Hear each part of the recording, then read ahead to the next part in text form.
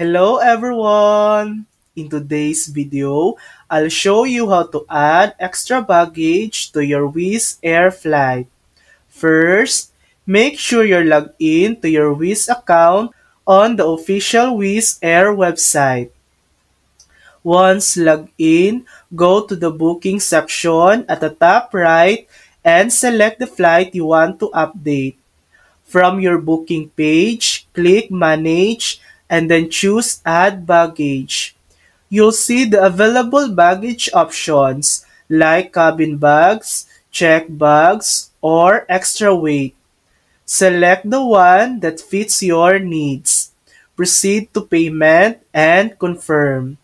Once paid, the extra baggage will be added to your booking automatically.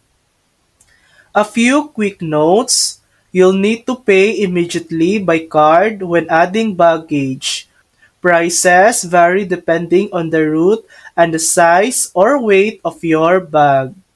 Adding baggage online in advance is usually cheaper than paying at the airport. And that's it. You've successfully added extra baggage to your Wizz Air flight. Thanks for watching! If this video helped you, please like and subscribe for more helpful tutorials.